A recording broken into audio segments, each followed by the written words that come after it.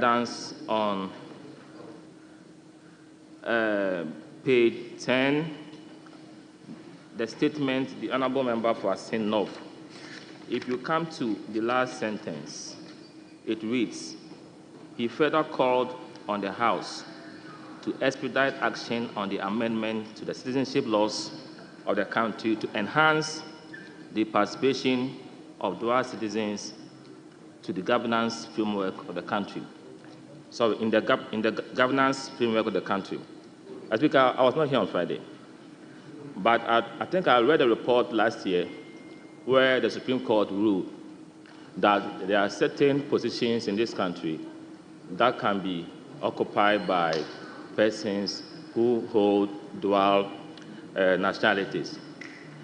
Unless I'm wrong, you are a respected lawyer. My point is that if we say to enhance the participation, already my understanding is that that privilege is there. To enhance means that you need to promote it. But I was thinking that if my thinking is right, then why don't we make it to deepen the participation of... To do what? To deepen the participation of dual citizens in the governance framework of the country. Since Honorable lawyer, Professor I need your guidance on that. Kinsley Nyako, it's just a matter of semantics. Right, Honorable Ahiafo. Thank you very much. Yes, and the fact that there was a judgment of the Supreme Court in respect of judges, that doesn't apply to members of parliament, ministers of state, and other key positions.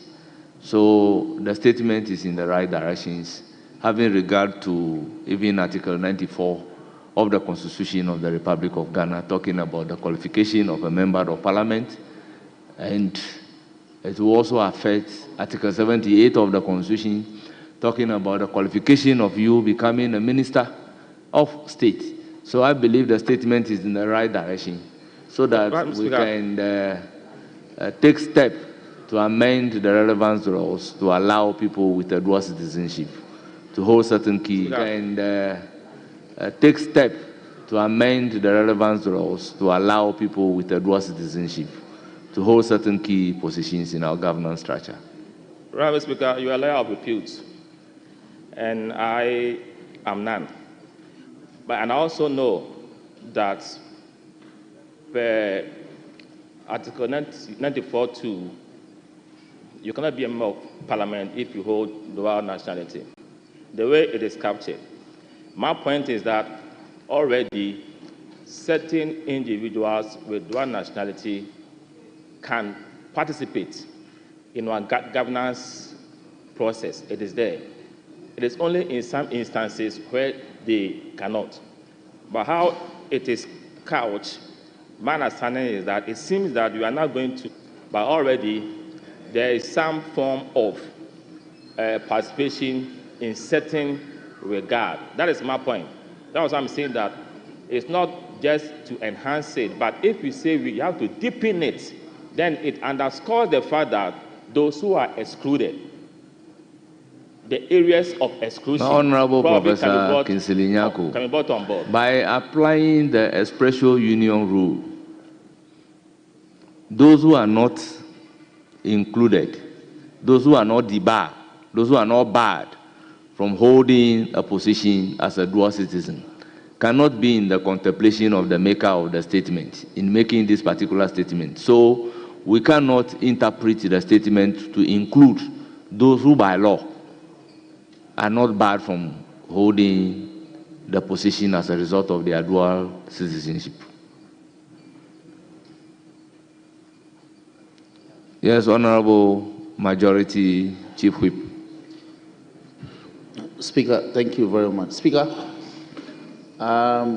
indeed, at this stage, the correction of votes and proceedings is actually in respect of matters that transpired on the floor on the day, regarding whether or not the information is accurate or not. This was the essence of the statement the honorable member made. Because I recall that, Mr. Speaker, the member for I believe the former chairman for Roads introduced a constitutional amendment, and we passed it before we left, regarding status of dual citizenship holding offices in some public offices. So we can avert the mind of the honorable member to that bill that was passed by this House. Whether it's been assented to or not, I'm not aware. But regarding the correction of votes and proceedings, it was what the honorable member said. So the table office didn't make any mistake in capturing it the way they did. We can draw the honorable member's attention to that. I thank you very much, Mr. Speaker. Well, Honorable Majority Leader, I think I was part of the people who debated the second reading of the bill. And then it got to a consideration stage, but it was not passed. And it got stuck. Very Yes, well. it got stuck. So It was Mr. not Speaker, passed. I'm guided. But my point is that the table office captured the essence of the statement the way it was made. On that note, And it's you are accurate. right. Yes, but yes. Professor Kinsley Nyanko is trying to introduce some semantics, and based on his own interpretation. That is why we are bringing it to the fore, that the statement is talking about positions that you cannot hold by virtue of you holding a dual citizenship. And the maker of the statement is not having in contemplation positions that you can hold when you are a dual citizen. So we should limit the understanding of the statement only to positions you cannot hold by virtue of you being a dual citizen. Mr. Speaker, I yield to your expert explanation and guidance. I began by saying that I was not here on Friday. However, I thought that the narration had a problem. But I'm happy to have been told that the right rendition is what the clerk at table had captured. And I have no problems about that. Thank you. Honourable members, the vote and proceedings of the 18th sitting, dated Friday, 14 February 2025, as corrected, is adopted as the true record of proceedings. Honourable members, we have the official reports of Wednesday, 5th February 2025.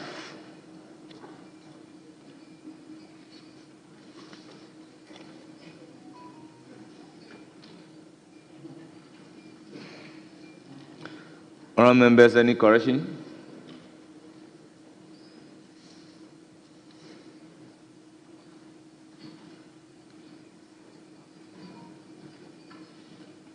Yes, Honourable Kinsley Nyako. Honourable Speaker, thanks for indulging me. On column 9,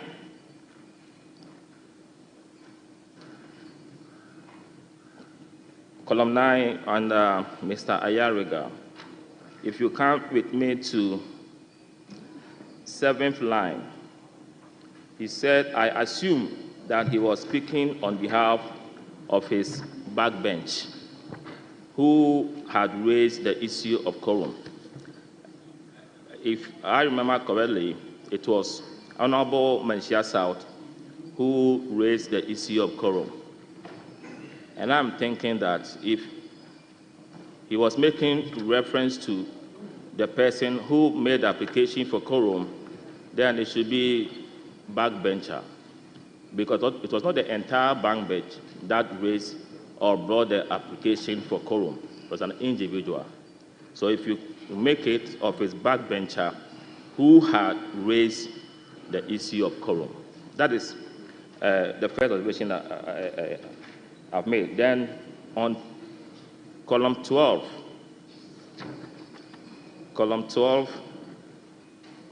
the third paragraph. Mr. Speaker, I'm not against the application of Order 64, but as you can see, we have the numbers. And Mr. Speaker, if you read, they are the one insisting on quorum. If you could make it, they are the ones insisting on quorum. Then the next paragraph, Mr. First Deputy Speaker, honorable members, fortified by Order 64, marginal note, quorum in Parliament, Article 102 of the 1992 Constitution. Here it is stated 1992 of Constitution. So if we can delete the of, so it becomes 1992 Constitution.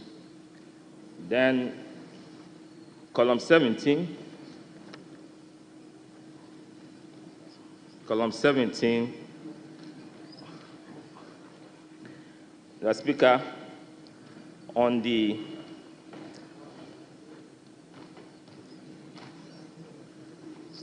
th line, that think that my nephew is completely out of order. If we go to our standing orders 115, how we refer to our colleague members of Parliament, honorable member for Kwadaso, honorable friend, honorable lady, honorable gentleman. My worry is my nephew, such renditions are not captured in our standing orders as to how we address our colleagues. I'm just bringing this to your attention, whether it is appropriate or we should go strictly by how we are supposed to refer to our colleagues. Then, Mr. Speaker. So, honorable member, let's engage on the 17, the column 17, the issue regarding my nephew. Okay. My nephew is not known to the standing order, but that was what the member said, and that was what the Hansard has captured. The situation would have been different if a member takes an objection to it and the appropriate corrections were made. But since that was what happened on the floor of Parliament, and Hansard or the official report has captured it exactly the way it happens, the official report cannot be at fault. But I agree with you that the correct designation should not have been my nephew. Thank you, Mr. Speaker, for your guidance. Then let me take us to column 19. Column 19, I will skip that one for some obvious reason. Let me do the last one on column 23. Because I'm using my phone, it's difficult to get to the exact 23.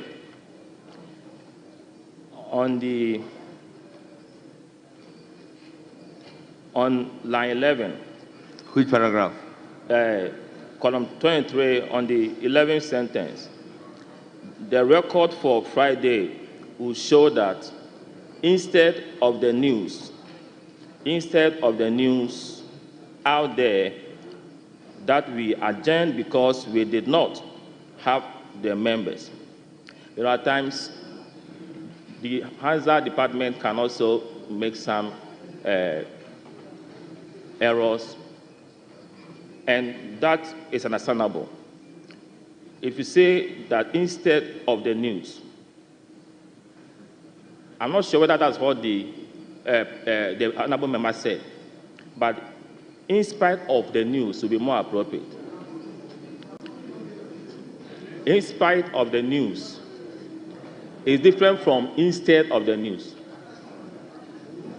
No, the point is that we've been in this chamber, and at times certain renditions by members are written differently based on what they hear. So if I see it and I bring it to the attention of members, I'm not saying that I'm right, but let us look at the context. We were in the House when Honorable Joe Sewusu ruled that even though we are talking about verbatim reportage, we must also look at the context as to whether the context will make the sentence more sensible or otherwise. So, the Speaker, my duty is to bring this to our attention as to whether it is instead or in spite of. Please do. So I'm Please saying proceed. that instead of it should be in spite of, because instead of is a bit weird. Look at the context and come again. Who said it doesn't matter? It matters. Context matters. Let us allow Mr. Speaker to make his judgment out of that. Thank you. Honorable member, you are once again reminded that you address the chair.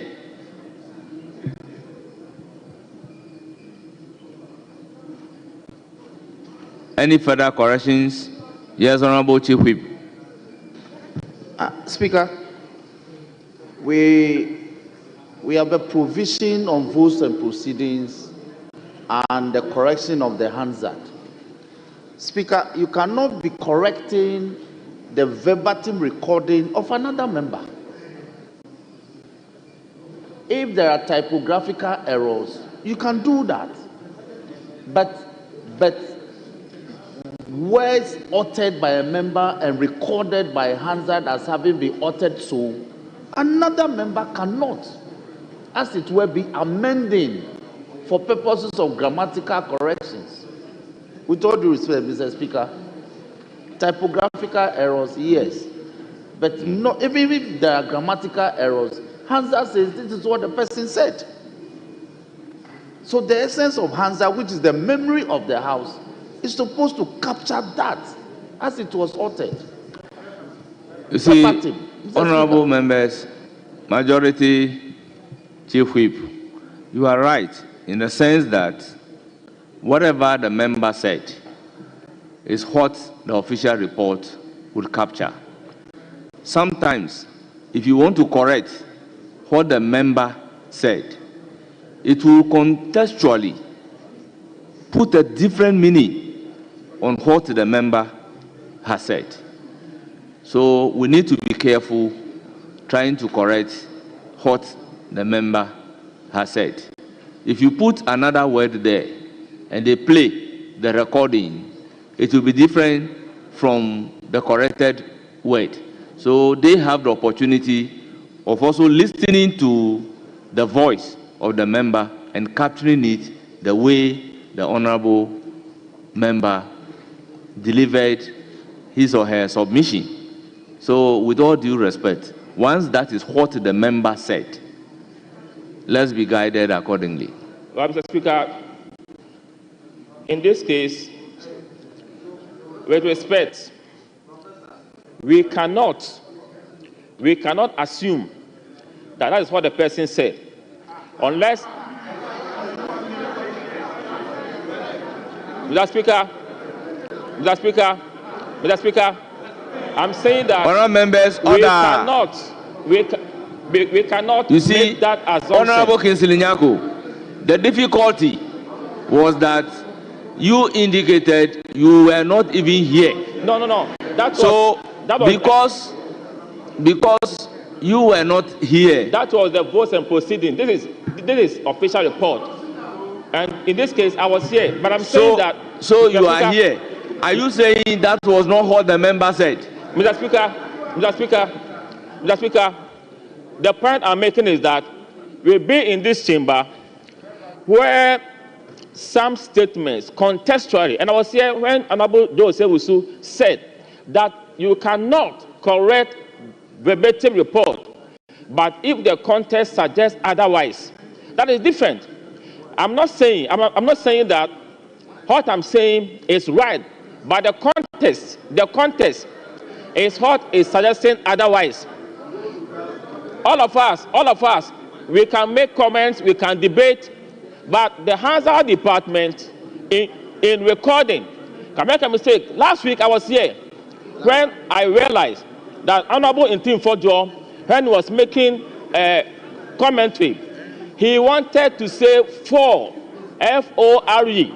The Hansard department captured F-A-L-L, for, and that will indict the comment based on the context. So if you look at the context, and the person's import might not be what the Hansard department captured. We are all human beings, and we can make mistakes when it comes to recorded. That is my point. So, my honorable friend Honorable cannot tell me Honorable, that understand the rules. Honorable member, you see, what should have happened properly is that having realized that, then you can move to the honorable member who made the statement. That, do you mean 4 or 4? You understand? Then you would have cleared with the honorable member that this is what I am talking about. We would avoid a situation where the maker of the statement is saying this is what I said, and you are saying that is not correct. I agree with you. I agree with you for this, your direction. I agree with you. At least you brought a different perspective to how this has to be handled, and that's the essence of parliamentary democracy. You have issues, you raise them, and better understanding will help us to navigate our way better moving forward. Thank you, Mr. Speaker. Any further corrections?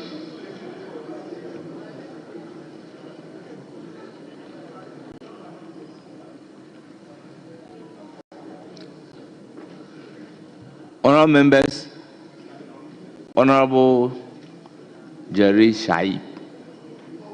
Thank you very much, Mr. Speaker. Mr. Speaker, for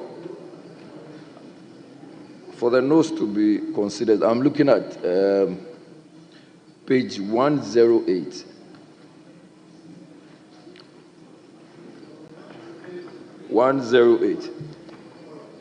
Is it column 108?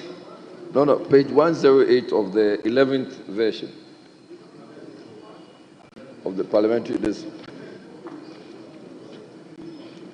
Honorable members, I guess is referring to column 108. No, Mr. Speaker, it's page 108, unless I'm not too sure. Column, very well. Mr. Speaker, thank you for the education on that one. So column 108. And if you come to about the seat line,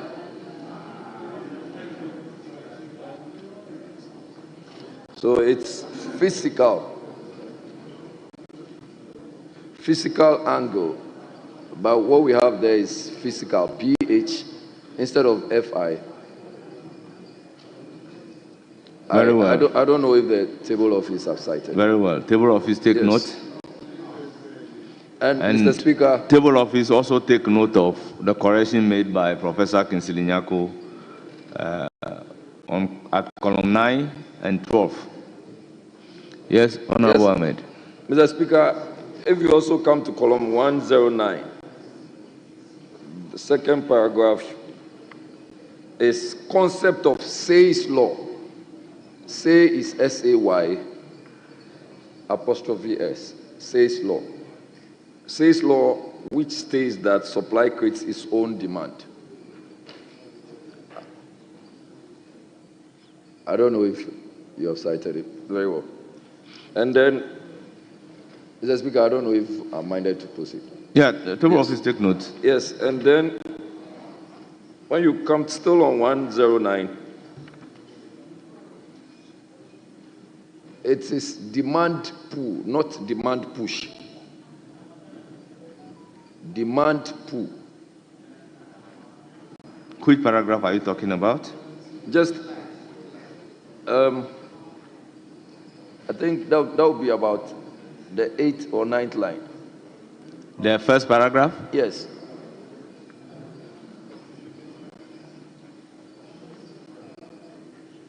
Have you cited it, please? Very well. Yes.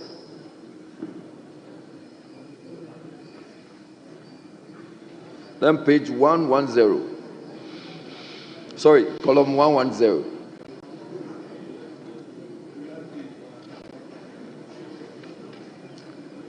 Yes. So instead of, Mr. Speaker, just to be on the same line, I'm trying to get the paragraph, exact paragraph, but maybe the table office can help. So instead of instead of prophet, we wrote profiled. Have you captured that?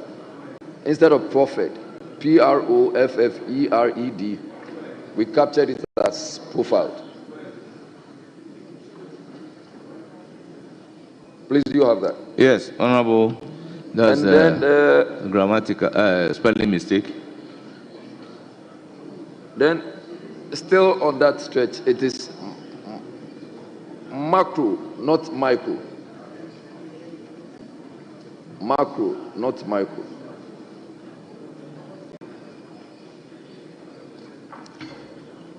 Very well. Table office, take note. Very well, Mr. Speaker. Thank you.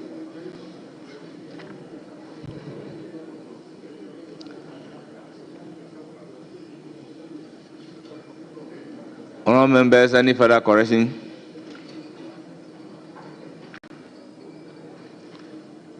Honourable members, the official report of Wednesday, 5th February 2025, as corrected, represents the true record of proceedings.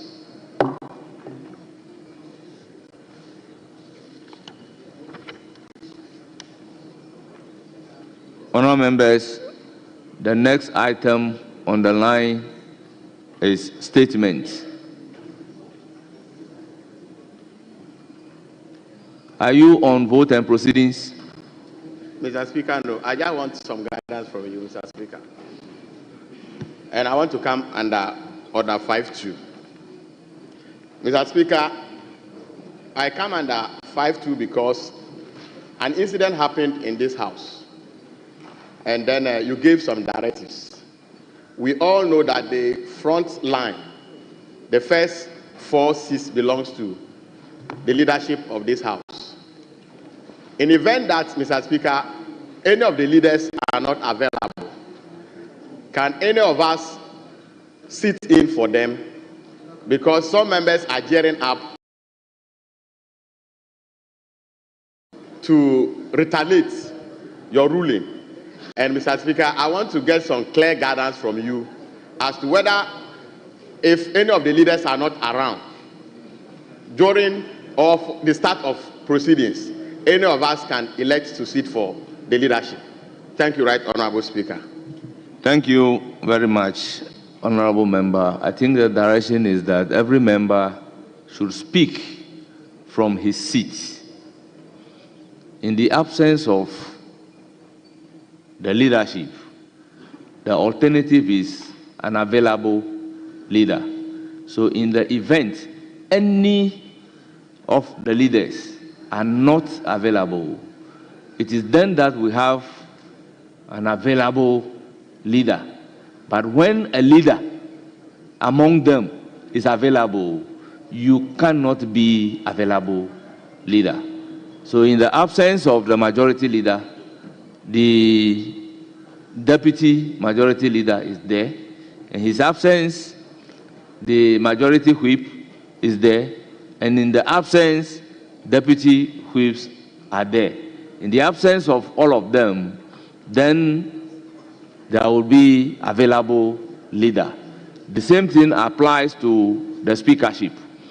In the absence of the speaker, the first deputy speaker is there. In the absence of the first deputy speaker and the speaker, the second deputy speaker is there. And in the absence of the speaker and the deputy speakers, then the House will elect a member to preside, and that is the member presiding.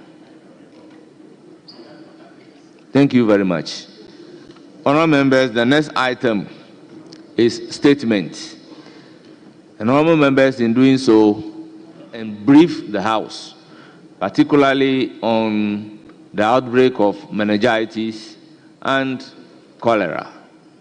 Honourable members, the Minister of Health is seen in the House accordingly to brief the House. So, Honourable Minister, you are hereby invited to brief the House.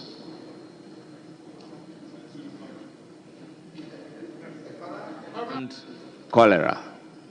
Honourable members, the Minister of Health is seen in the House accordingly to brief the House. So, Honourable Minister, you are hereby invited to brief the House.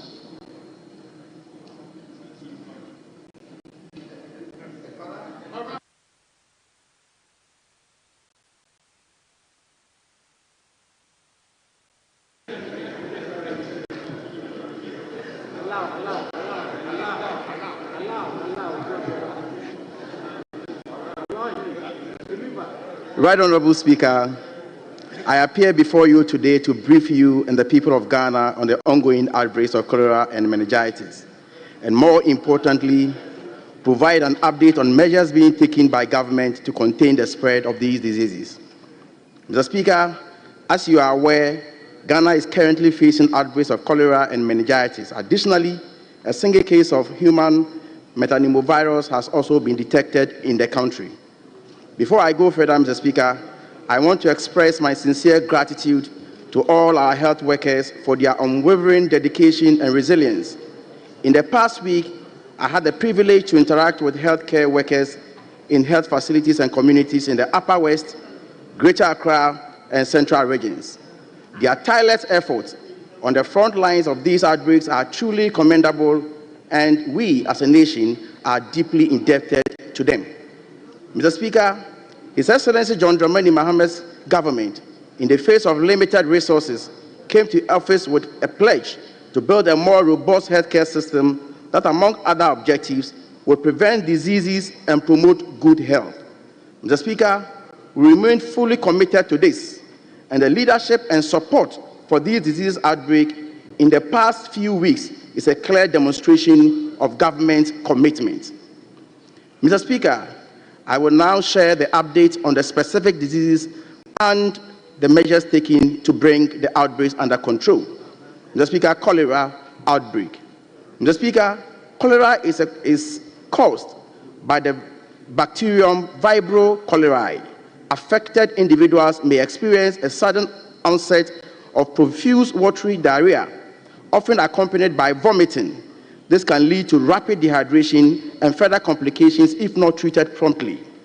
Mr. Speaker, the time between exposure to the bacterium and the appearance of symptoms called the incubation period ranges from 12 to 48 hours, with an average of 2 to 3 days.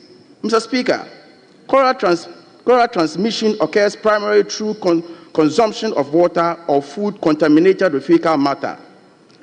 This contamination can happen in various ways, including, Mr. Speaker, direct contamination of drinking water, water source with sewage, consumption of raw fruit and vegetables that have been irrigated with contaminated water, poor food handling practices that allow for cross-contamination. Mr. Speaker, several factors contribute to the persistence